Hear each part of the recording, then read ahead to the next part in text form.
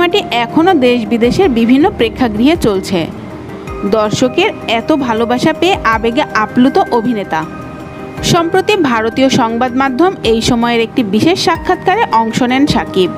সেখানে শাকিব বলেন, দেশ বাড়ছে, কালেকশন বাড়ছে।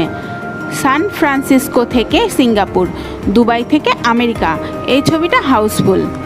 আমরা সত্যিই বাংলা ছবিকে অনেক দূর নিয়ে যাব।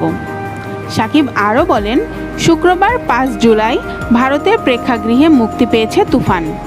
ভারতের বিগ বাজেটের সিনেমা প্রভাস ও দীপিকা অভিনীত কল্কির সঙ্গে তুফান প্রতিদ্বন্দ্বিতা করছে, যা সত্যি ভাষায় প্রকাশ করতে পারছি না। এরপরই তুফান সিনেমার আয় নিয়ে শাকিব বলেন, আমার হিসাবে এ সিনেমাই 100 কোটির মাইলফলক ছুঁয়ে ফেলতে পারে।